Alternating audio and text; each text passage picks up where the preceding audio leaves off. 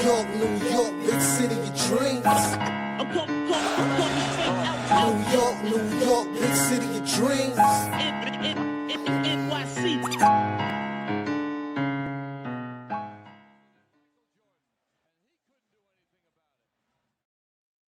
What's going on? This is Jay Ellis from the Knick Time Show, here giving you that Knicks talk just in the nick of time. And it's time to talk about a loss to the Magic. We lost again to the Magic, 133 to 121. And bad went to worse. When the game starts off and we had our kind of hero, Landry Shamet, the guy who saved us last game, was fighting over a screen and left the game holding his shoulder, seemingly reigniting his old shoulder injury. Hopefully it's not as bad as it seems, but he left the game and never to return. It is the same shoulder that he injured last season, though. So I'm not sure how that's going to turn out, but that is a horrible news to start off the game with. But despite that, it seemed like that derailed us for a second and got the Magic's momentum back into the game. And we fought back. We fought back to the point where the game was close. Knicks were down 3 in the fourth quarter, but the defense collapsed. We kind of lost their head, and the Magic ran away with it, having season highs from Suggs and Wagner both combined. And we're going to talk about it all because we saw Diawaras, we saw Kolek, we saw Huck.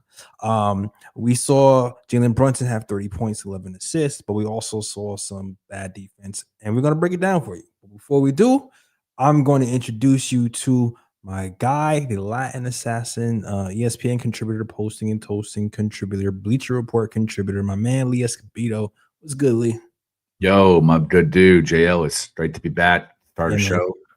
Man, this was a nasty loss. Again, you know how I say, man, I try to keep things in perspective.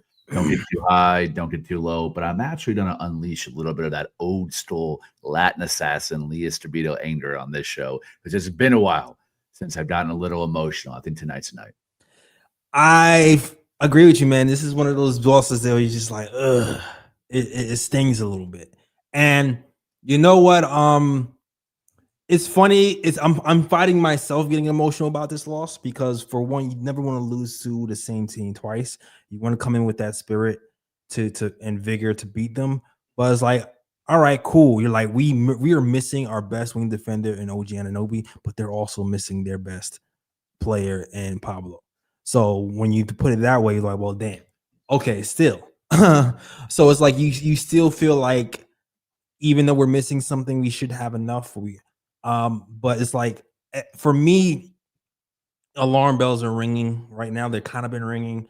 I love when Mike Brown got here. I always said the offense, I feel like we're going to be a top offense, top 5 offense, top 3 offense, which we are. We are a top 3 offense in the NBA. But my concerns were always on the defensive end. We were a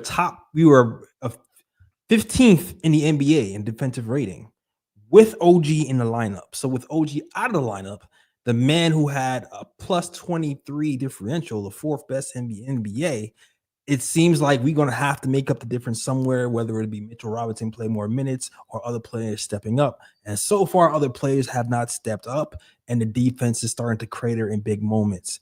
And we've seen a lot of that today. We've seen Shamet, Shamet has been stepping up in spots, but he isn't playing defense well. We have guys like Josh Hart, too small. Jordan Clarkson is too small to guard Wagner. Mitchell Robinson, who's a guy who's been really reliable on the defensive end for us, really got cooked by Wagner in the first and second half, drawing fouls in the first half, and second half just getting outplayed on the perimeter. It seemed like we just had no answer defensively from top to bottom. So I don't know what the solution is. Except I don't know. I don't know what the solution is at this point.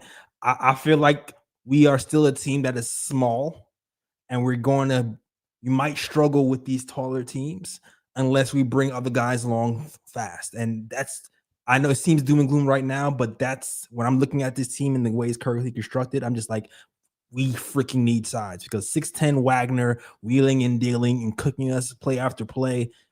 We couldn't stop it. We couldn't even slow it down, and that's a big problem. I have mixed feelings. Don't disagree with anything that you said. I see some of the chat, and I've definitely seen on Twitter alarm bells ringing, and I've seen a lot of cat trade proposals, none of which I agree with. I think it's still very early in the season. A lot of contenders are dealing with major holes, major issues. Some are even unraveling. The Orlando Magic are a horrible matchup for the Knicks, and I think that in itself is not an issue to me, but the why is an issue. And you pointed to one of them, which is the size, not just on the wing, also on the front court, but also at the guard spot. Having a 6'5" point guard in Jalen Suggs allows you to do some things with rotations. It allows you to let him be on an island and not have to hedge or double because he can hold his man, whether he switched on a 1, 2, or 3, or if it's a Knicks, a 4, because all of our guys are fairly small and on the perimeter. But also there's a toughness lacking from this team that we really haven't had since Ihart and Dante DiVincenzo were here. And I'm not one for nostalgia. I actually kind of have a strong disdain for nostalgia, specifically nostalgia of former players. But I do think that level of moxie that you saw from Orlando, a roster I really love. Maybe my favorite makeup of players of any team in the NBA. I love Jalen Suggs. Loved him at when he was in Gonzaga. Obviously, I've been watching Anthony Black play since he was 15 years old. Love that kid. They got dogs over there. And if Mo Wagner would have played, this would have been an even worse loss, in my opinion. You cannot discount his play as well. He's always killed us every time in this matchup with Orlando. But they just got a lot of guys that are two-way dudes. The only thing they don't have is shooting. But everyone has the mindset of don't quit on a play, communicate vocally on defense, and bring a certain tenacity that impacts a game to where momentum is shifted based on how hard you're playing possession to possession, whether it's offensively or defensively. I think they also are a very good cutting team, and they're a very good dribble penetration team, and they're very good switching team. So there's a lot of things in terms of identity that I think the Knicks have not yet carved out under Mike Brown. They're kind of transitioning from the Thibs era, and they haven't really figured out what kind of team they are. Now, within that mixture and that unknown, great things have happened. Jordan Clarkson is absolutely a flamethrower off the bench. I think he's going to be in contention for 6th man of the year. We've also got some pretty solid play tonight, I thought, from some of the kids. I like Mohamed Diawara overall. I thought he gave good minutes. Love the Tyler Kolek minutes. Even on defense, I thought he was giving good effort.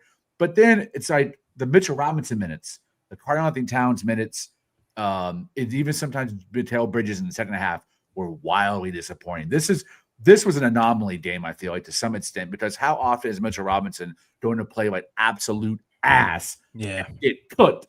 Franz Wagner, I understand you're a very good player, but, bro, you did cooked on switches, too. You did cooked by Goda, too, bro. Like, you got cooked the entire game. You looked weak on the defensive rebounding boards. You weren't bringing the offensive rebounding second chance points in a way that's won the game.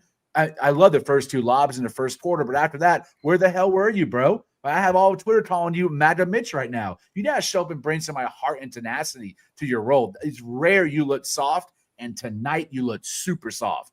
So to me, Karl-Anthony Towns, you could point to the efficiency all night, point to the offensive fouls all night and all season. But to me, he wasn't the reason that we lost this game. It was a collective identity issue. We couldn't match their toughness, and that to me is concerning. And I feel like a lot of that too is like, I don't like blaming the refs, but the refs were calling a really weird, uneven game where I felt like there was like a lot of fouls where I'm just like, is this a foul? And like even Cat, like, and I've been killing Cat for like the season. This is one of those games where I'm kind of surprised that Karl-Anthony Towns didn't go to F off, because the way that Cat was getting mauled every play, every post up started with a guy hugging him in the waist and pulling down his arm, like every single damn post up.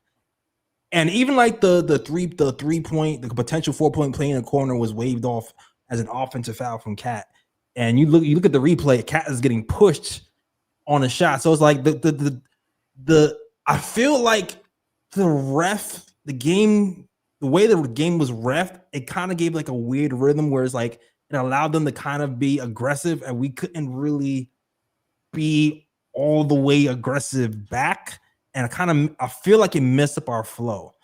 But at the same time, it's like you still gonna have to play through that. And at the same time, still that fourth quarter, we put our heads down and they ran away with the game. And that's the part when you're saying, Lee, we need more toughness. I feel like in those moments, when they're running away with the game, we need somebody to snap the team out of it and get that toughness and kind of fight back. And I feel like we missed that in the toughest moments of the game.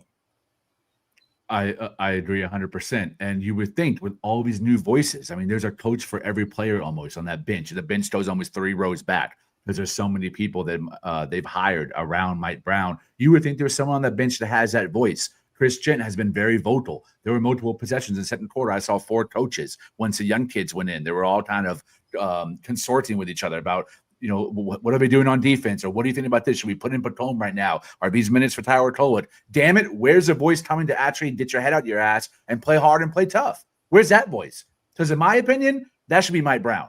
Mike Brown should be the one that if someone misses a defensive assignment, if Cat misses a rotation, if Mitch is getting cooked on the perimeter, something that doesn't happen that often because of his ability, his length and athleticism, but if he's getting absolutely cooked by someone that isn't going to shoot a 3, that's not a 3-point threat, that you know we're going to drive, and your defensive instincts are lacking, pull them and try something else. Whether it's Hot Porty, whether it's Trey Jamison, whether it's small ball Diawara 5, whether it's Yabu Seli, you got to throw a wrench in the system to where you don't become predictable. And tonight, by the third quarter, we were super predictable because even when the young guys were in there, they weren't in there for an amount of time to actually impact the game in our favor. They were short stints where the Magic were able to adjust immediately, let them get their shot. They were pulled, and the rest of the guys are out there were iced out. It's like, bro, you got to bring something different to the table. I'm not saying Mike Brown is a black Thibs, but there's definitely elements that are super, super similar. And to me, they're the elements that have been pledged us and kept us from being a real finals contender under the Thibs era. There needs to be a voice somewhere on that bench. It needs to be Brown to not be afraid to bench guys, not be afraid of getting guys' asses, get attacked, down the game, whatever it takes to move the momentum. I keep hearing from Ian there is accountability. The one thing I will say though is Thibs when Sherman went down, Thibs would have just went 6 deep the whole game. Like he wouldn't even play the whole bench. He would have went 6 deep. But I digress. Ryan G, welcome to the show. Yes, salute everyone. Yeah, what are your thoughts, man? I really don't have a lot to say about this game because to me, I just felt like this game was highly disappointing. To me, the Knicks played a good game for the first 3 quarters, and then the fourth quarter just collapsed. A lot of missed assignments on defense. A lot.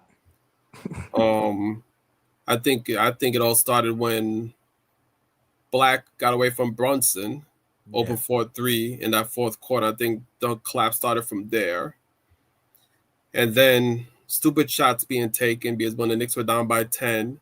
Cat takes an ill-advised 3, and I would understand if the Knicks are down by 10, a minute to go, and you're like, okay, you need to score a bunch of points in a short amount of time. Okay, you take that 3. But if there's 7-8 minutes left in the game, why not? Oh, sorry. Hold on a second, Ryan. My bad. Go ahead. But when there's 7-8 minutes left in the game, why not run the offense, get a good shot, stop the run? No, you take an ill-advised 3, which leads to a Orlando fast break, and then Orlando knocks in the 3 to push the game up to 13, and then by that time, it's out of reach.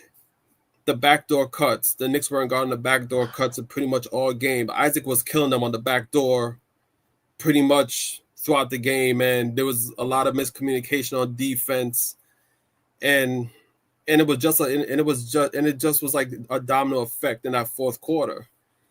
And the Knicks 3-point defense,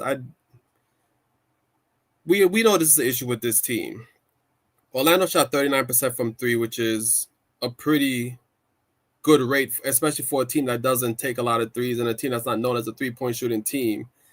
And my thing is, we harp on, we're looking at this team, we're looking at the roster, and we're like, the talent is there. If they can put it together, they can actually make a run towards a title. But let's just keep it a buck. If you can't defend a 3, you're not a championship contending team. Yeah, there's going to be teams that's gonna kill you from the 3-point line, and if you can't counter that, it's a wrap for you. But it's still early in the season, so I really don't want to take game like 17 or 16 or whatever the case may be and be like, oh, because of these issues, this team is not gonna, go far in the playoffs, whatever the case may be. Like, there's still a lot of season to go, moves to be made or things of that nature. So things can change over time. But it's just that when I look at this team,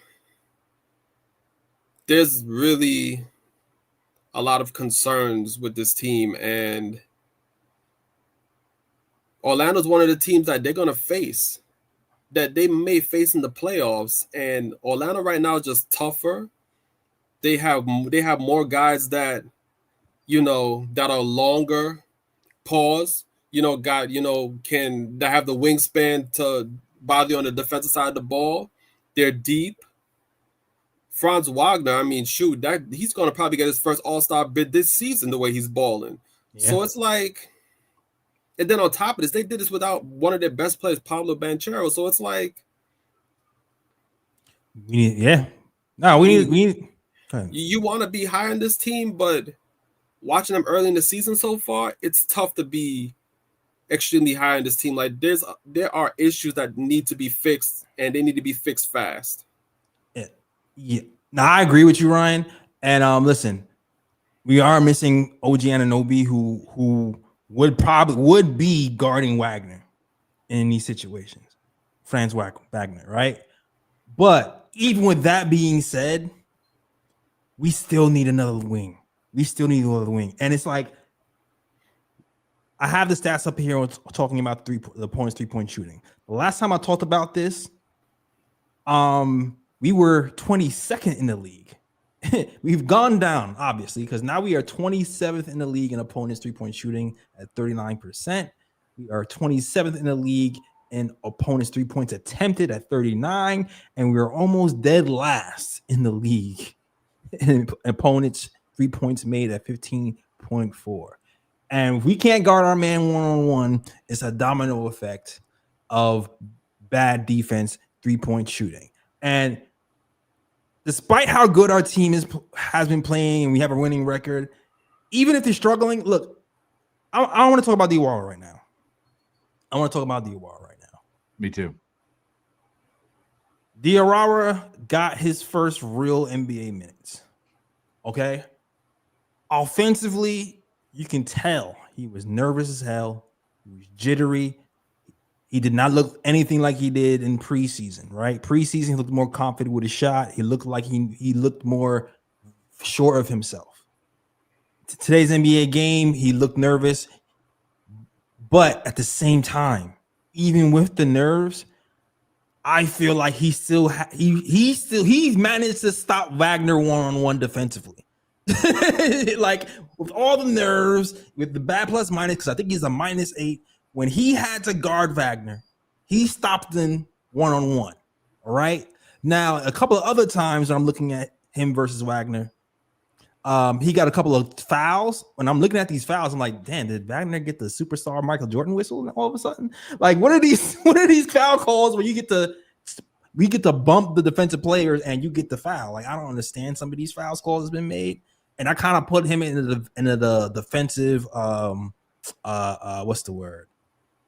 He disadvantaged from that point of the game, but still, I saw him distract a Bane corner 3 because he was able to challenge, even though he was behind another defender. I seen him stop him one-on-one. I saw him have some good moments. I seen him get a steal, even with the jitters and even with like the hesitancy in shooting. I just think for us to have a shot, we have to coach up a longer guy long term. We have to. We just have to. There's no getting around it. Our bench is just too short to compete. And it's not even just the Magic. There's the freaking Toronto Raptors who's giving us problems. We're lengthy. Always have we got the Houston Rockets. There's other teams out there who are long that we have to match up with, and we need to get some of these guys ready to even have a shot. As of right now, I think there's only one team that can beat us in the playoffs in the Eastern Conference. That's the Orlando Magic. I think if we played the 7-game series with the Magic, I think we lose that series. And you know me, Jay, I'm like the most out the window person on this podcast. I've been saying championship for the last 2.5 seasons. And I still believe that. I still think we will win the championship this year. I just hope we avoid the Orlando Magic because I don't think there's enough roster construction or transactions that could happen from now until the trade deadline that would get us to a place where we match their length, we match their height, their wingspan, their athleticism. That's not going to happen. Like, we might make 1 or 2 tweaks, but we're never going to be able to match up well against them. And I think the Orlando Magic are going to continue to be a problem because of their ability. When it's Jalen Brunson didn't break any double.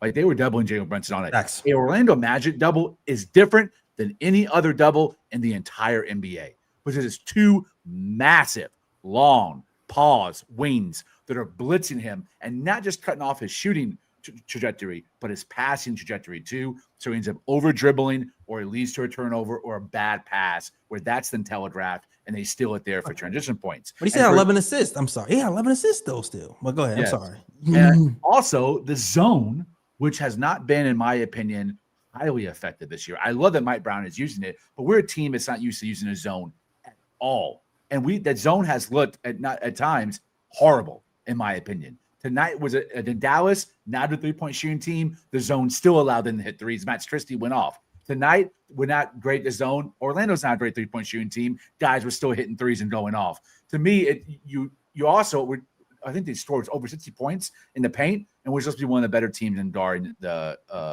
paint area as well. So the zone is also not guarding the paint while you're letting the 3-point shots shoot 39%, as Ryan said earlier. Both options are compromised. That's a little scary for teams that are young and athletic and deep. So what moves can be made, I'm not sure. But the one move that can be made that continues Ebony's phrase, "as free as me," is what you said, coaching up. Is that Diawara? Is that Batum Dadier? I saw Batum Dadier on the sideline. He was going to go in. Then he didn't go in. Then he didn't play at all. I'm like, Mike Brown, you just showed your ass right there, bro. Yeah. You looked at an absolute dumbass with that move. It's like, you don't know who's coming in. You don't know who should play. You don't know who the right matchup is. That was a move where I was like, oh, bro. Anyone who has any modicum of self-awareness saw that and got embarrassed for him and embarrassed for themselves, but they're a Knicks fan in this current era because of that mistake. Diawara, 10 minutes. This is going to be a hot take, bro. He should have played 30 tonight. Tonight's the night that he plays 30, and as you're out there on the court, I'm not speaking from first-hand experiences, don't at me, but guys, their jitters go away. Yeah. As you continue playing. Exactly. Even if you get dunked on, you get posterized, you get crossed, you get up, you get back on defense, and it's like, all right, it's already happened. It can't get worse from here. And the jitters go away. Bro, let that man play 30 minutes. Tonight's the night. Put him on Franz Wagner, one-on-one. Never leave him. Don't switch. Just stay on him and make his life difficult. Shoot. I'm not even on a 30-minute train, but I'm definitely more on an 8-minute train. That's for damn sure. I'm at least a 15-minute, at least a 20. But like you said, the man is the only one who slowed down Wagner all night to me.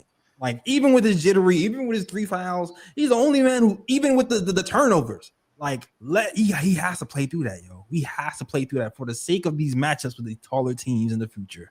We have to develop a taller guy on the bench. We have to. And it's funny that Lee just went off like that because it brings more validity to what I said early in the season. I forgot what game it was where Mike Brown didn't really play the bench, and I'm like, you have guys on the bench that you have to coach up because in the playoffs these guys might be important depending on the matchup and the series. And sure enough, like, if the Knicks are to run into Orlando, you're gonna need Diawara. You're gonna need Diawara coached up. Hell, maybe you're gonna even need Daddy coached up because of the size that Orlando has on that squad. So I get it. Like, he has a set rotation, but like, especially in a time like this where you have players out, you have OG out, you have Shamit out, you have that's opening up space for other players to play, and you have to try and get some guys minutes out there and get them coached up because you never know what's going to happen in the playoffs. You never know when you're going to have to switch strategies in the playoffs. You never know when you have to switch rotations in the playoffs and things of that nature because the Knicks are a small team. Yeah. They're going to struggle against teams that are bigger. So you have to coach some of these guys at the end of the bench because they actually got size that can match up to these teams. And I agree with Lee. I feel like this is a game where Diawara should have played more than just 10 minutes. Because although, he was jittery on offense, he wasn't hitting his shots. I get that. I get that aspect of it. On offense, he didn't look good. But defensively, I think he would have at least held his own, which would have been more than enough for the Knicks in this game, especially Franz Wagner, who went up for 30-plus in this game on Knicks. So, I don't know, man. Like, I'm trying to believe in Mike Brown and give him a chance and things of that nature, but there's things about him that I like, but there's other things about him that I don't like. And I'm hoping the things that I don't like, I'm hoping as the season goes on, that changes. And what's going to make that change is playing some of these guys at the end of the bench, especially when the opportunity is there, especially when the opportunity presents itself. Play some of these guys at the end of the bench and develop them, because they're going to be needed in the playoffs. Trust me on that. Yeah, right now I'm looking at Mike Brown going, tremendous offensive system that we implemented for this team, championship offensive system that can take us over the top. At the same time, when I'm looking at games like this and a few other games, I'm starting to question his in-game adjustments. He seems a little bit jittery, unsure when things happen on the fly. It's even been like two extremes. Is one, I'm sticking with the 7-man rotation no matter what and run these guys in the ground. This time, Shaman gets injured. He just kind of just threw everybody in the bus, take him in, take him out. He didn't really seem like I have a real plan. And I know he lands. I know he, unlike Tom Thibodeau, he relies on the assistants. So I don't know if that falls on the assistants more than him or what, but the whole coaching staff has to just get that together, because it seems to really help the sculpture once Shaman went out and we didn't have Big Smith. I'm even gonna push back a little bit that the offense is like world class. When I watch again, I'm still learning. I don't see a whole lot of plays being ran. I see like frameworks of lots of pistol action. You see frameworks, a lot of weak side, off ball action, cutting action, but I don't see like a real system. It's for the most part free based. The fact is we have so many guys that are so good on offense, they make it look better than it really is. Talking about Jordan Clarkson, Bridges, Jalen Brunson, and kind of Cat. But I remember last game in some Mavs, that was the first time all season I saw horns action. It was Mitch and Cat setting the two screens for Brunson, bringing the ball up in the third quarter. I was like, that maybe it's happened before. That's the first time I remember it. And I'm like, well, that's kind of weird when you're going double bid for so many minutes that you are. Shouldn't that be a standard set that you have in your rotation to let Brunson either reject the screen one side or take it on the other, or let both those guys roll? Now you have double lob threats, or then you get Cat in the pinch post when he has a seal on the weaker man because they hedge, and then he get the ball for an easy layup. Why aren't you running that more often against teams that have weak bids when they're as rim protectors? Like tonight when Wendell Carter Jr. was in foul trouble. Why weren't you running the horn set? To me, it's like, well, that shows to me it's not a very complex system right now, that they're still free basing it. So yeah, the offense looks good, but what if someone goes down like Karl-Anthony Towns or Jalen Brunson? Now you really have to depend on design. And I don't know if the design is there for other guys to be plug and play yet. And with the Shaman injury, he plays a 3 most minutes, right? OG was our 3. If you removed our 2 threes, who else should play? A freaking 3. The only one you have on the roster is Diawara and Dadier. And Diawara, you only did 10 minutes, and Dadier don't play at all? Bro, man, this is why I said 30 minutes. There's the other guy on the opposing side of the court is playing 30 minutes, and he's cooking us. Shouldn't you match the minutes with your best defender or potentially your best defender? Bro, what's going on, man? I'm not saying fire Mike Brown or he's the wrong hire. This loss to me is on him, and the Maverick close game was also on him as well. I'm gonna push back a little bit, and I don't disagree with. I definitely don't disagree with the DRO point.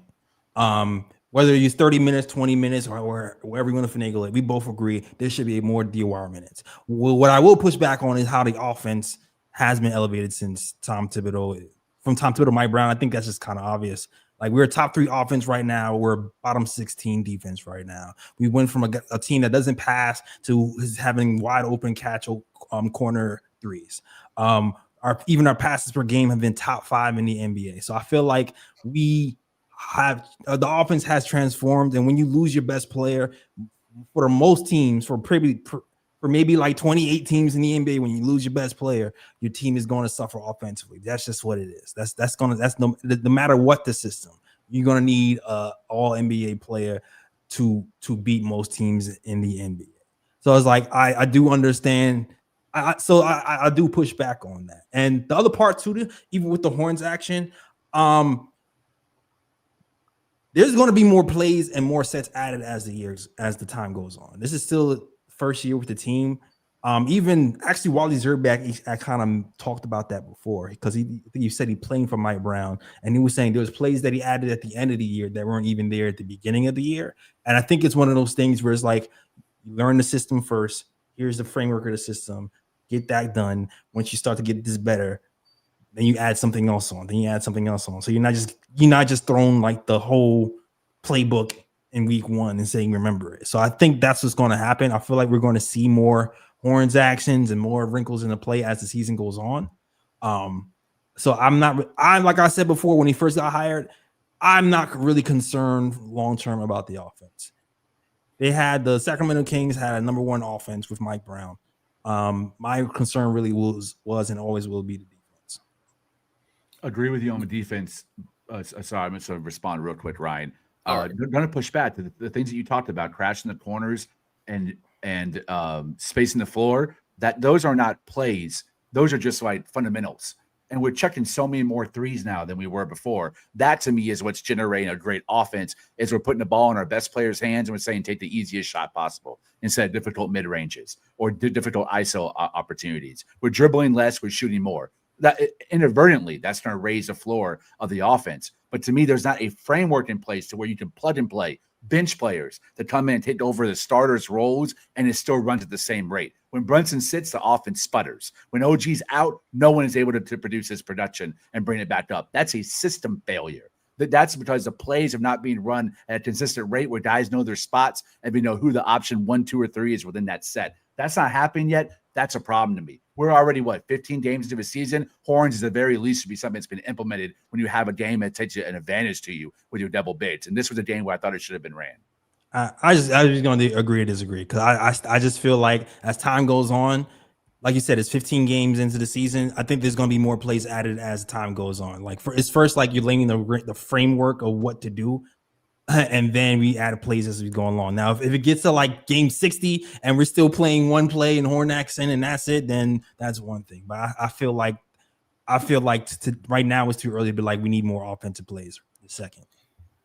I'll say this because I'm in the middle of your argument. Like in some aspect, I agree with Jay Ellis. Some aspect, I agree with Lee. And this is where I fall with Mike Brown's offense. In a way, I do think it's better from Thibs from the standpoint of like Mike Brown's offense. It encourages more ball movement. It encourages more player movement and things of that nature. From that standpoint, I feel like he's better than Thibs.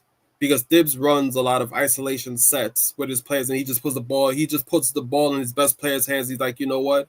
Go one-on-one, do what you got to do, get a bucket. Like, Thibs is more ISO heavy, and Mike Brown at least implements ball movement and player movement, which helps not make the offense so predictable at times as it was under Thibs. But at the same time, I do agree with Lee from the standpoint of I don't really think a system is in place per se because the Knicks don't run consistent offense, meaning like in one moment they'll do ball movement, player movement. They'll run set plays where you could, like, for example, early in the game, I think Cat had the ball and you saw Clarkson and Bridges set screens, and then Brunson cut through the middle to the basket, and Cat found him under the basket and went up for a layup. Like, that's a set. That's a set play right there. But then at other times it seems like the Knicks like running no play and they're just really freestyling on the offense, trying to get a bucket as well. So I do think Mike Brown has brought concepts different from Thibs that helps the offense, but at the same time, I don't think there's a set system in place that the Knicks run where it's like, for certain, like, they run this type of system where, plug and play and things of that nature. Like, I do think the offense right now is kind of like helter-skelter. It's like one moment Mike Brown's running plays, another moment is just freestyle. Well, is there a team that all they do is just run set plays every play? No. That's what I'm saying. Like, I feel like that's what I'm saying. They're going to add. I think they're going to add more plays. That's all I'm saying. They're going to add more plays as time goes on. It's coming. But I feel like a lot of these teams, even like back in the days when you hear about NBA players talk about coaches, you hear them going like, "Yo, I hate when the coach is just so restrictive and just calling a play every single time. I remember NBA players saying that. So I feel like when you're a coach, it's kind of a balance of you got to have set plays for certain situations, but you also have a certain system where they can freestyle, and you kind of have to marry the two styles. And I think we're still in the phase of marrying those styles. That's how I see it. I hope so, but just to like prove my point a bit. And this is where I think Mike Brown lacks creativity on the offensive side of the ball, because I saw this video that this analyst broke down of the Lakers and the Jazz, where it was JJ Redick versus Jazz coach. I can't recall his name right now. Hardy.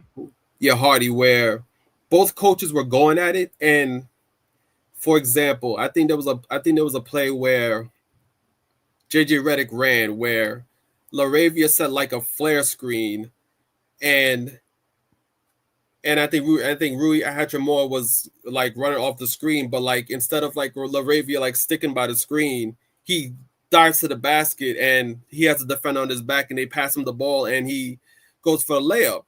Then the second time around, JJ Redick runs the same play, and this time the Jazz catch on to it, and the Jazz take away that cut to the basket, and they blow up the play. And then JJ Redick adds a wrinkle where he runs that same play again, but this time LaRavia sets a hard screen and he stays in place while Rui Hachimura goes to the corner, and then he back cuts and they find him for a basket. And it's like things like that is creativity, where it's like a coach will run the same play over and over again, but they'll switch it up to confuse the defense.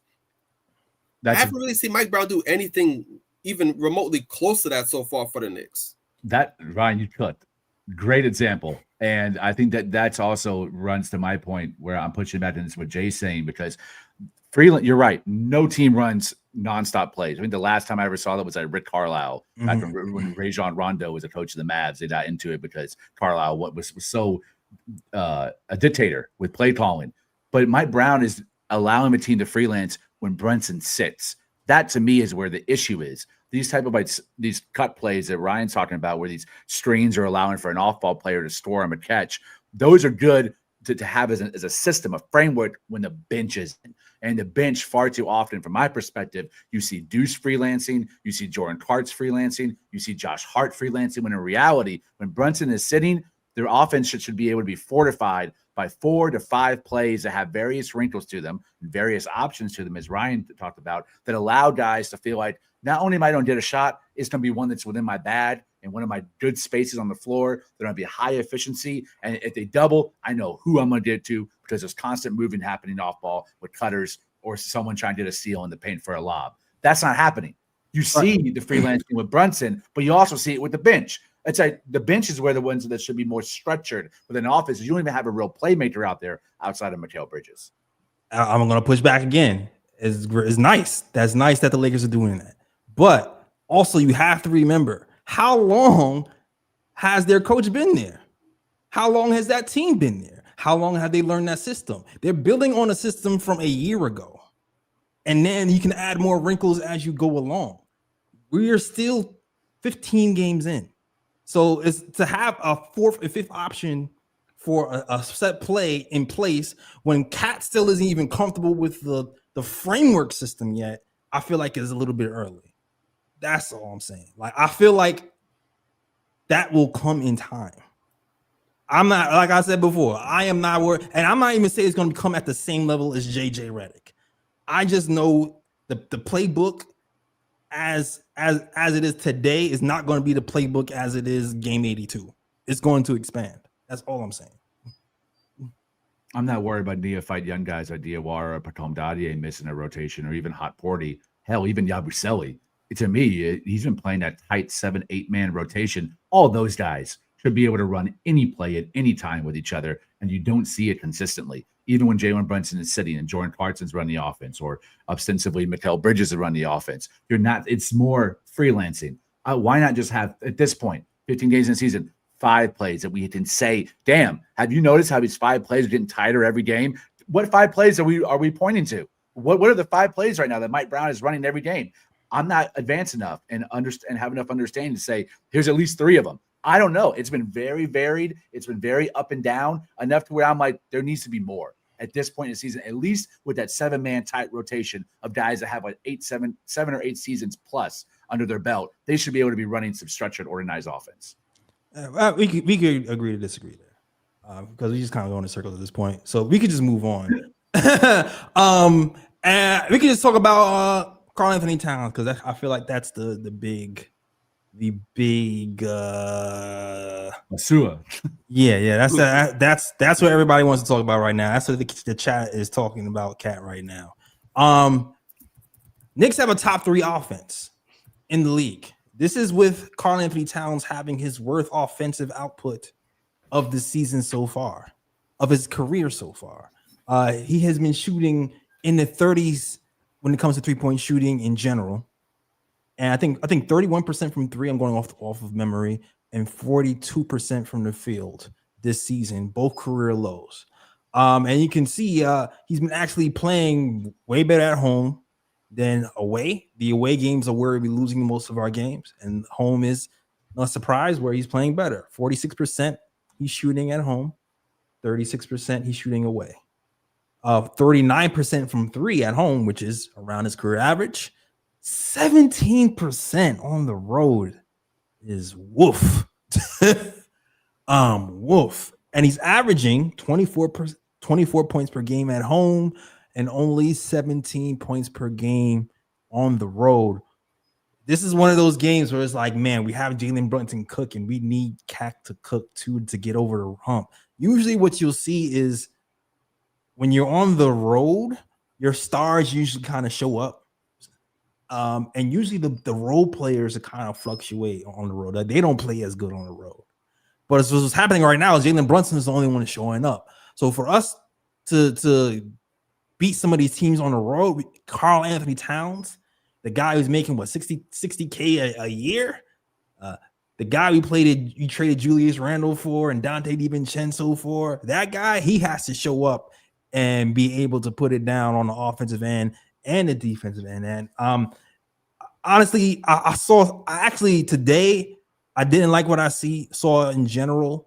I actually saw more spurts today than I see the last game, which is not saying a lot. But it's like I still just need more in general from Karl-Anthony Towns, and especially when getting cooked. And I know I don't expect to see more from him on the defensive end, but man, today is when I wish I seen more rim protection when Mitch was out, because I felt like it was sorely needed the way that they were getting to the hole. I was like, man, we can't set Mitch right there, but man, I wish Karl-Anthony Towns would have just stepped over and helped in this situation. And this what makes it difficult with Karl. Sometimes when we have to play a little bit smaller, can he be at least competent on the defensive end? And the answer most of the times is no. And when you don't have OG Anunoby to help cover some of those deficiencies, it's exacerbated even more. And I feel like that's a lot of what was going on today. That's a great point. I mean, OG is key to Karl-Anthony Towns not looking like a complete turnstile on defense. He was absolutely awful tonight. I'm not of the brigade to trade him. I do not want to trade him. I'm actually against any major trades this season, and I'm not really in the mood or advocate for trading him at all. I like Karl-Anthony Towns. I disagree with the chat saying he's soft. I do not believe he's soft. You watch him play, he doesn't play soft. Now, his game and his ability has a ceiling where he's not going to be a monster force on defense. He doesn't have the IQ or the footwork to be a monster force on defense, but he is a monster force on offense. But his IQ then holds him back because of the offensive fouls, the stupid hooks with his arm, the dumb aggressive post-ups that he does, or trying to drive in traffic. Yeah, I mean, he's constantly laterally just, a straight line drive to the basket. But in my opinion, I'd like the fact that Mike Brown was like, let's get him some post-ups, did Wendell Carter Jr. in foul trouble. It was working. And then for some damn reason, they went away from it. I don't know why. To me, Karl-Anthony Towns needed to be able to slow down his game. We saw 2 possessions where he, again, that elbow action or a little bit further out, he stands still. He found Jalen Brunson for that cut. Fantastic. Let's get him slowed down. Orlando is too elite and fundamentally sound defensively to let him go free reign and like a bull in a china shop. This is a game where he should really be stationary and get him those post-ups. Why did that not continue in the second half after getting Wendell Carter Jr. in foul trouble? Make their roster and their rotations adjust to us, not the other way around. Certainly not, because we only play 8-man deep, 9-man deep. It makes no sense for us to try to be pulling out rookies this game against a team that is very good. Won 5 out of the last 6. I was just like scratching my head and pulling my hair out the entire game. And Mike Brown and his decision making this game. But Towns, to me, eventually, all of this will regress back to the mean. The shooting on the road, the shooting overall, the scoring, the field goal percentage, even the free throws, I think, will eventually return to the mean because that's who he's been his entire career. Right. I look at the macro, not the micro. The exception does not make the rule. This is not the rule. This is the exception, what we're seeing right now. So eventually it will return to form, but you have to beef up the rotation around him. Yabu, Seli, get your ass out the rotation, bro. I'm ready for you out the door. If that means Trey Jameson take your spot or Diawaras take your spot, I don't give a damn anymore. But Yabu, Seli, the minutes are awful. Yeah, the Yabu's. And you know what is funny? Because Yabu Seli was, you know what it is with Yabu Seli? I feel like he was okay, and then he was just, I feel like he was awful at the absolute worst time. I think that's what it really was. I feel like he was like, okay, he was playable, and then it was like the back cuts when him and McCall got confused. I think that's the last time we actually saw him. When Yeah. I think you're right. I think that was the last time we actually saw him. And Mike Brown was like, I had enough too. But when they had like 3 or 4 back cuts in a row and him and McCall got confused, I think it was Isaac who got easy dunk. I was like, all right, bro, like it's time. It's time. But I agree with you, man. I don't know. I'm trying to hold on. Shout out to Ron from Still Knicks Fans. I was hanging out with him today. Yabu Seli has a team option next season, not a player option next season. So he's getting $5 million this year, $5 million next year. Man, I'm getting close. I'm getting close, man. I'm not gonna hold you. I'm getting close to, but I don't know. Like the thing is, you would want. Here's the thing. It's in our best interest to keep playing him sometimes because at this point, what are you gonna get for him? Like, is he a negative asset or is he a positive asset? I think he's still positive. You think he's still a positive asset? Because of a cost, because of a length of contract, and the team control. I think he's still a positive. I think a lot of people look at this and be like, it's a system thing. He doesn't fit the system in the roster. Why he's so important and why him playing like BBL cheats is so disastrous for us is because Mitch is so bad offensively and Cat is so bad defensively. You need him to be at least average on both when he's playing alongside those two. And he's been terrible on both sides of the ball. He had moments in Dallas guarding the rim. I was like, damn, is it BBL slimming down? And then tonight, right back to triple XL, bro. You have to be able to play defense when you share minutes in the front court with Cat, and you have to be able to hit a 3 or a push shot or something when you play with Mitch. He's giving you nothing. Get his ass out of New York and go find me a dog. I wholeheartedly agree with Lee because Yabu Seli has looked terrible this season. This is the Knicks, 16 game, I think. I think the Knicks are 9-6, I believe, or 9-7. One of those records. So it's like their 16th game this season and somewhere around there. He hasn't performed well this season. When you saw Brown only giving Yabu Seli 3-4 minutes at a time in a game, we see why when he's been given extended minutes. And his clock is ticking right now in New York. It's like if he can't get it done, then you have to find somebody else on the bench who can get it done. And we do have guys at the end of the bench that Brown can play and develop to where Yabu Seli wouldn't be needed, and you can hopefully you can turn him for another piece or asset, whatever the case may be. But besides the game, like Lisa, besides the game in Dallas where he actually did look pretty good off the bench defensively, it hasn't been looking right for him. And to be honest, I don't really think he fits the system, especially with the weight that he's at, right? especially I don't even want to pretend like I saw that, bro. Especially at the weight he's at right now. That's the first time I made the panel bust out laughing without saying a word.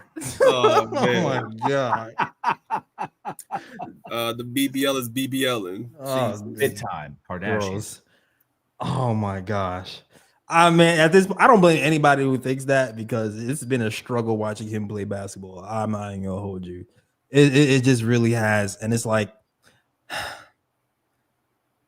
when we had Precious Achiuwa last season, defensively he gave us something. Offensively, he was up and down. Mm-hmm. You brought Yabu Seli here, thinking, all right, he's not going to be the defender that Precious is, but he is going to provide something offensively. And what's happening right now is he hasn't provided anything on either side of the ball, which is making it tough.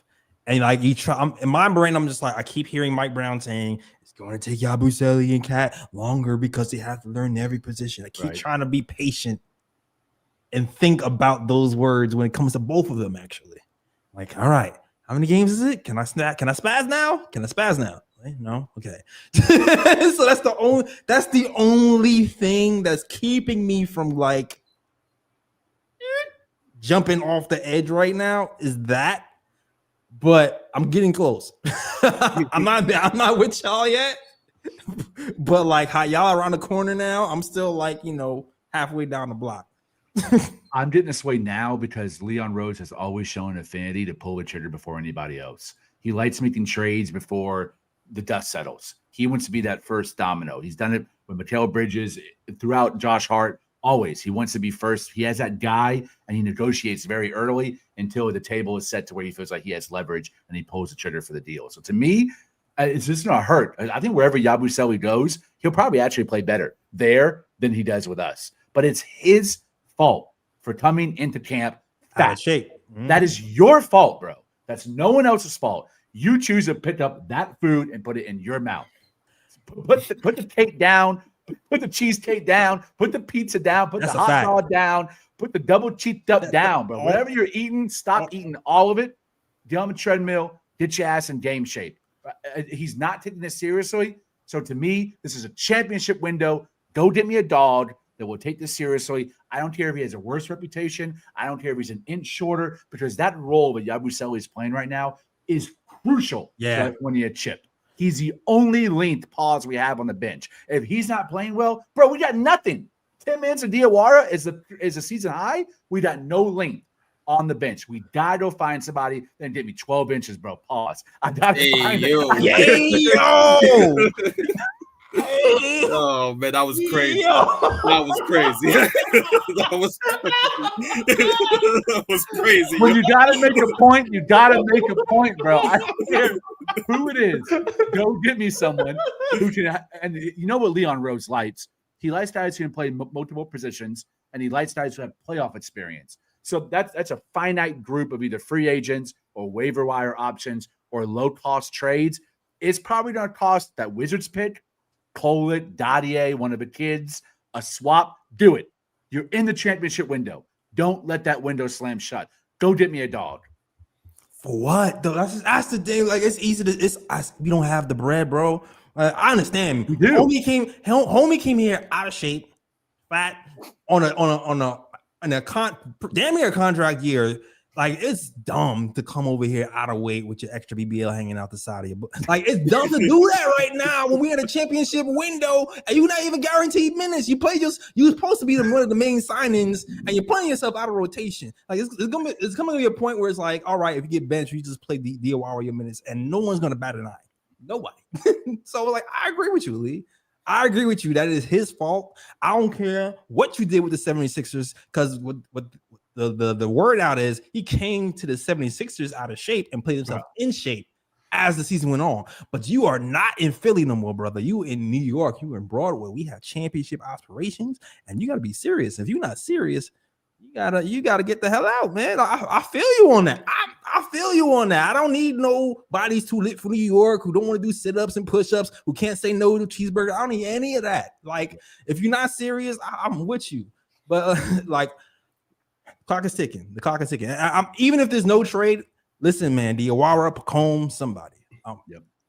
Yo, I might say something. I'm probably gonna say something that's probably wild right now, but wilder to be real about it.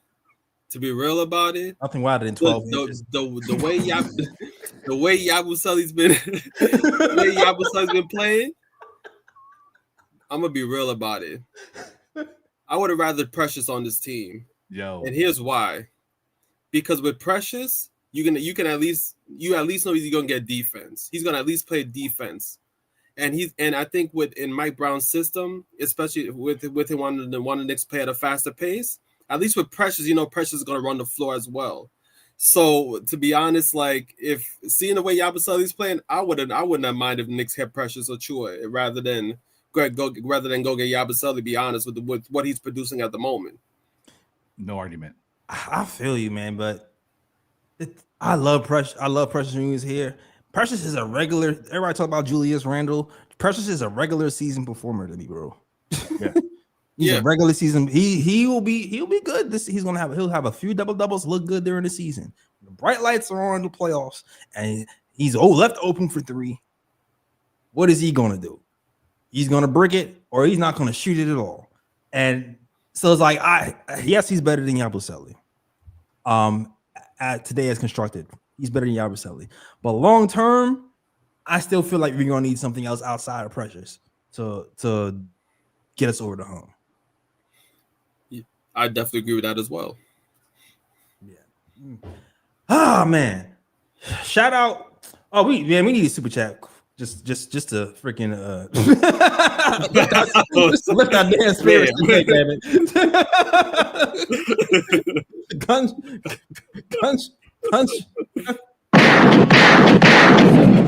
Next station. Who gave us a 499 super chat? Hold on a second. Let me just put this on.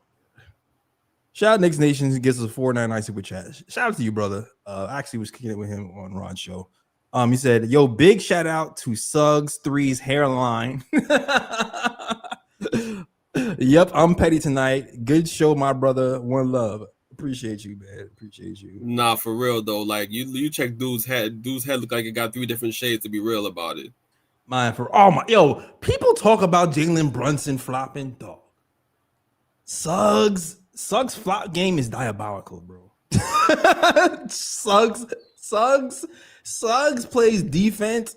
He'll beat you up for like the first 5 seconds of the play, and then wait for you to retaliate, and then like act like he got shot, and then falls on the floor. I'm just like, oh my god, it was frustrating to watch. This whole game was just horrible to watch as a ref. Win or lose, I feel like all the refs should straight up be fired and sent straight to Foot Locker. Personally. Fair enough. I agree with that. Nah, for sure. Anybody else have anything else to say about this game? Do we talk about Kolek? Actually, yo, he was decent. Kolek, I gotta give Kolek some props. I'm gonna give Kolek some props credit because there might not be a space. There might not be space on this team for Kolek because we have 175 guards on the bench and in the starting lineup to the point where we're playing like 4 guards and Mitch. But Kolek looks like a playable NBA player, man. He does. He played this game. He didn't get rattled. He took initiative one time and shot like a little fadeaway in the paint. A nice go-ahead pass to Mikal Bridges for a fast break. He looks like nerves are gone and he's just kind of playing. And actually, even though he didn't have a big game, he just looked comfortable. 2 or 3 from the field. He looked like he was trying to play defense. I wasn't mad at Kolek, man. I wasn't. I mean, I think he's an asset that we can get something for attached to Yabu Seli, or whether it's him and Patome or him, Patome, the Washington pick. I think we can get that piece. That combination of assets I just described, that can get us that piece that we need off the bench to help us win a championship. Like, I mean, I say 12 inches. I want someone tall and big. I want someone above 6'8", 6'9". You know what I mean? That's another AO right there. That's another AO right there. Yo, the pauses is going crazy today. I'm tired of the 6'4", 6'5" guys. We need someone who can play the 4 and the 5, and in some lineups and close, maybe even playing the 3, or at least guarding the 3. They have some mobility, some lateral mobility where they can guard the 3. Precious couldn't do that. Yabu Seli can't do that. Go get me someone who can do that. The guy I think about is like Bobby Portis. Like Bobby Portis would be perfect coming back to New York and be able to be that dog off the bench. That might take the swap. That might also take the Wizards pick. Damn it, do it. This is a championship window. Again, you can't let that window expire without saying I maximize all my assets in this roster to the best possible ability. I love a body part. The only thing I would have to say about it, the only thing I would have to say about that is, would Milwaukee be thinking about moving Portis though? Because Milwaukee might think that they have a chance to win as well. That's true. No, I used him as an archetype. Like Okay, because he can guard 3 positions, he can hit 3s, he's got playoff experience, obviously a championship. Those are the boxes that Leon Rose once checked. That's all. Man. That's why I say. Okay, I got you. Man, I wish we didn't have to Larry Nance Jr. Man, I really wish we wouldn't have. That would have been a good one too. No, yeah, he would have been a good pickup. He's got finals experience. For sure. Not for real, man. That's why I wish we went after. But whatever, it is what it is. But that's my little 2 cents about Kolek. Clarkson is one of those guys too. Like he had a decent game, but it's like I feel like that sometimes there's a clock on his game. Like I almost feel like sometimes with Clarkson, I feel like the longer he plays, like the more erratic he gets. Sometimes it's like I feel like he'll play really good for like a 15, 20 minute stint, and then when it gets to minute 21, 22, 23, it starts to get more like, ooh, you shot that. Ooh, you made that pass. Ooh, like I feel like he's Michael Jordan for like 20 minutes, and then 21 minutes he's like Sean Bradley or something. I don't know. That's the way. Sean Bradley. That's a good way to put it. Yeah. Oh man, but does anybody have anything else to say about today's game, or y'all got y'all venom off y'all chest? I mean, I feel good. I definitely need to be a little more animated than usual tonight because this loss really, it wasn't just this loss. It was like the last 5 games that we played. I feel like we haven't really played great basketball. I know we beat Miami, but even then I wasn't super like confident coming off of that win. And then this is like within the last 5 games, you've lost to the Magic twice. Right. We lost to the Heat. It's like, damn, man, the Mavs, we barely beat the Mavs. I mean, in a way, we got bailed out, but the refs called it that way. I think they called it right, but it came down to the referee, right? In our favor, and I hated the effort. I haven't liked the effort in like 3 games defensively, and I haven't liked Karl-Anthony Towns' body language and shot selection in 3 games. And outside Jordan Clarkson and Josh Hart, we haven't really gotten anything from the bench. I need better Mitchell Robinson minutes. I mean, with Landry Shamet, what are we going to do? Garrison Matthews that signed to a 10-day with Indiana. Who else are we going to go after? Is we don't coach up Diawara? Is Batum Dade going to do a shot? Is Kolek in the rotation? I don't know, man. And Mike Brown hasn't given me a whole lot of confidence to say that I can predict or infer what he's going to do based on the history. It's been so chaotic and so up and down with his decision-making and rotations and minutes that I don't really know where we stand on that. Man, that Shamet going down is wolf. Man. Hurts. That hurt. I love that dude. That hurt, man. Yeah. I'm not going to hold you because I was kind of liking what he was bringing to the team. Same. And it seemed like he was starting to get his feet wet. And it's just like, I just feel bad for him too. Yeah. In general. Like to work your way back, you start getting in favor, the coach likes you, you're starting some games, and then boom, you injure your shoulder the exact same way that you injured it in preseason. It's like, oof. Oh man. I hope it's not as bad as it looked. But man. But yeah. Listen. It's still early. We got more basketball to play. There's still a lot of questions, though. But Mike Brown, you said it yourself. This is why you get paid the big bucks. You know what the expectations are. It's what he's thinking for this team. You get paid to figure it out. It's time to figure it out, brother. And it starts on Monday night against the Nets. It starts then. You gotta figure it out. We definitely got to figure out. We better, man. I'm not even gonna talk about that. We win in that game. But if the Knicks lose that game, there will be a mutiny. Trust me, it's gonna be bad if the Knicks lose that game. Exactly. And at this point, Diawara, back home, get your reps in. Practice, and shoot around like you're going to play because this is your time. Yep. Young guys, this is your time.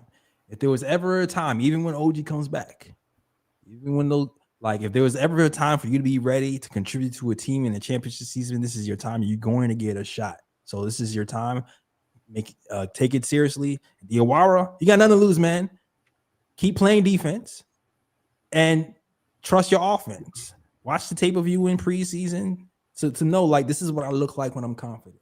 This is how I feel when I'm like, and just look in the mirror like I'm that motherfucker. You know what I'm saying? Like yeah, you gotta be like that because we're gonna need you for these upcoming games, and I feel like he can do it. I really do.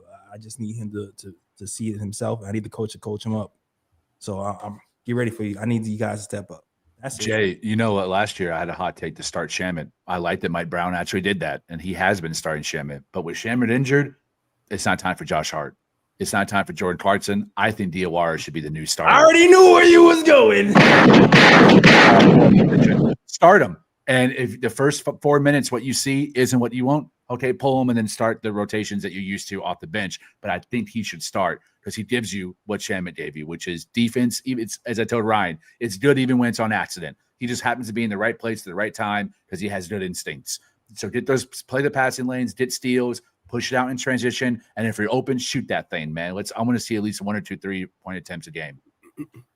That's not going to happen. I'm telling you right now. It's not going to happen. That's what y'all said about Shannon. I mean, it took a year. I know that's what you said about Shannon, but I'm going to tell you, listen, the politics of the game is going to tell you that you're not going to start the 51st rookie, the 51st pick of the draft. Then who is it? 2025. It's going to be Josh Hart. No, or it's going to be Deuce McBride. Or it's going to be Deuce McBride. It's going to be Deuce McBride. Deuce I'm okay with, I guess. Yeah. It's going to be Deuce McBride. That's fine. But there's still going to be minutes for him to have. Like, there's still going to be minutes. So he should be able to play. And we'll see, too. We'll see if Deuce is even ready to go versus the Nets. He has a stomach bug. I don't know how long it's going to take to get rid of. We'll see if he's even ready to go. He'll get minutes. But I think this is time to steal minutes, man. You got to do what you got to do, yo. Yeah, and to kind of hop on what Lee said, because if the Knicks are without McBride, OG for that game against the Nets, I agree with you, Jay. Like, I can't see Mike Brown starting Diawara. He will probably go with Josh Hart off the bench to put into that starting lineup, or McBride, like you said, if he's healthy. But honestly, it's like it's a perfect opportunity to try something new because you're going against the Nets. The Nets are a terrible team. Why not try something new and see how it goes? But we already know Mike Brown's not going to take that route, and it's going to be either McBride if he's healthy or Josh Hart if McBride can't go. And we shoot Josh Hart some bail because I was doing some stats digging today. Like Josh Hart has been terrible guarding the 3-point line. I was actually looking at 5-man lineups and the opposing 3-point shooting percentage of other teams, and the worst 3-point shooting lineup had Josh Hart in it. With the lineups that have like the most possessions to actually count for something, had Josh Hart in it. I think it was like Brunson, McCall, OG, Josh, Cat, I think, or something like that. Something around those lines. But overall, he's been a plus 22 when playing with a lot of those starters. So despite the 3-point defense being bad with him, he has been a plus 22. Hopefully that keeps up if he starts to play. I mean, he will. He's been playing more minutes because of OG and Louis been out. So hopefully that keeps up. But I still agree with Lee and Ryan G. And just in general, even with him playing better, our ceiling is higher with a Diawara or Pacome getting more comfortable and getting in rotation and getting ready for NBA competition. Like, our ceiling is just higher. So I understand we might lose. We might lose a couple of games, or the games might be as pretty, but it's not about the games. It is about the games, but it's not about the games. It's about the playoffs.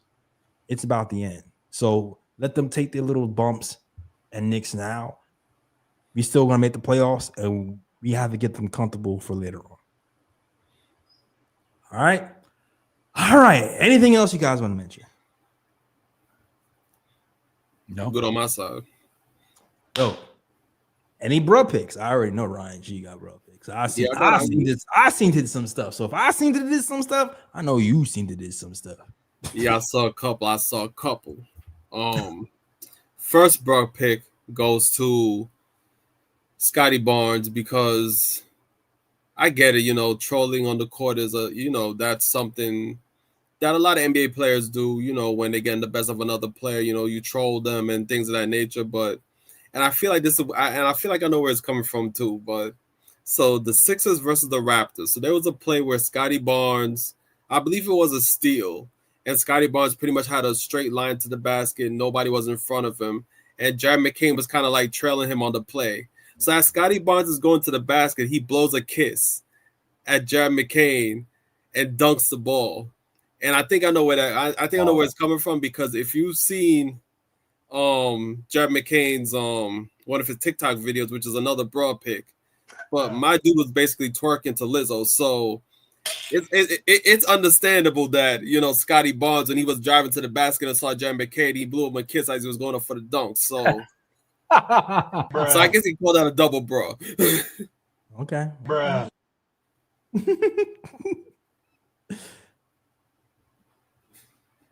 My other bro pick goes to Rudy Gobert. Wolves versus the Wizards. He was at the free throw line, and he airballed it. Bruh. Ouch. And those are my two bro picks for this wonderful Saturday evening. I got two bro pits and one oo pit. The first bro pit is me for that 12-inch joke. The second bro. That was a joke. Oh, Bruh. Yo, that's a Hall of Fame roast. It's one of the best roasts I've ever had in my life. Oh, man. Oh, shit. The timing. Damn. Yikes. Oh, man. Lee saying that 12 for long go crazy. oh my god.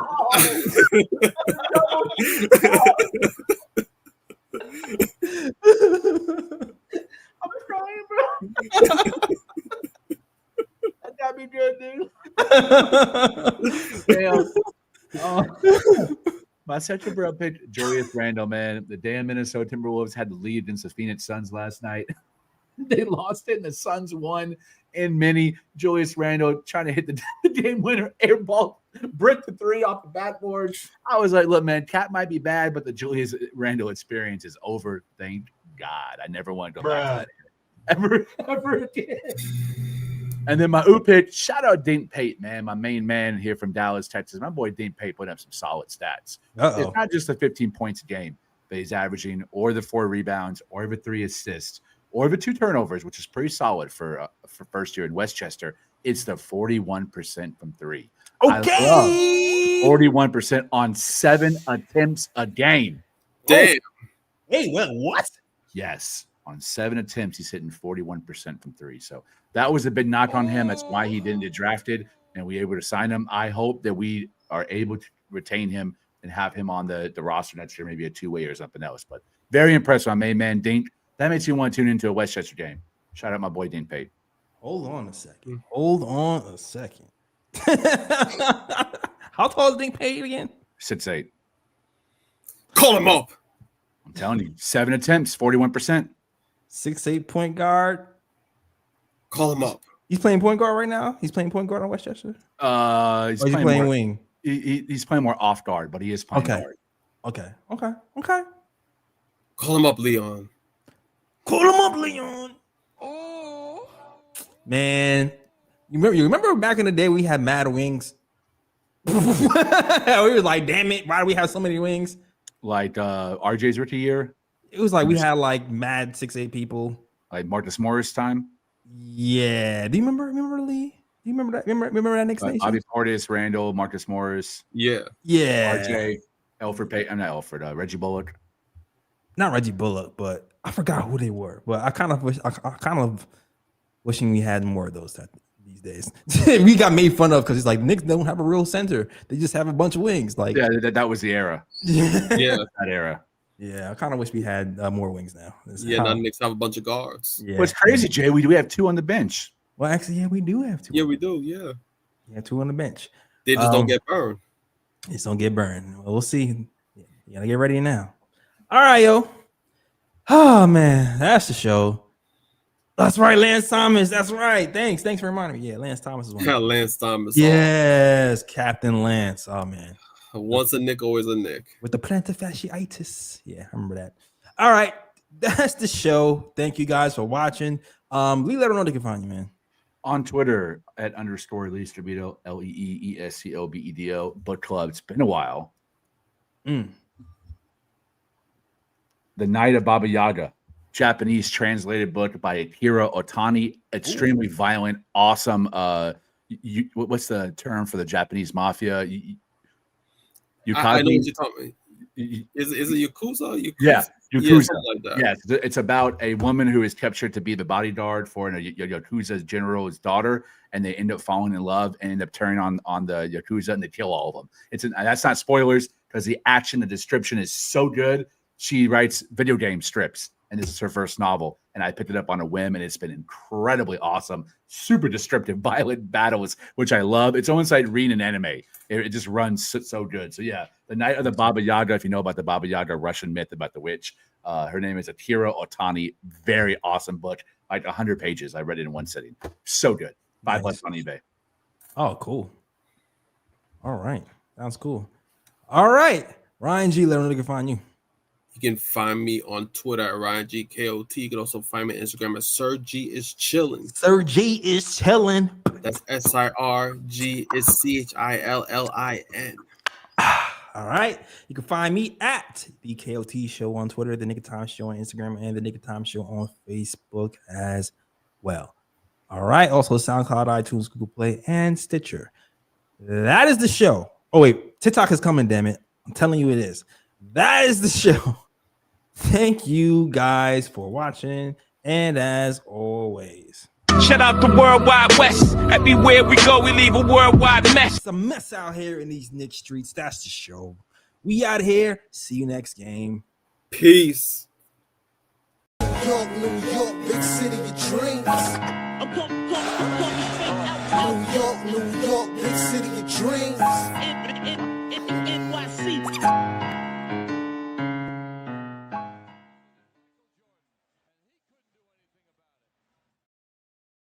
Super chat at the buzzer.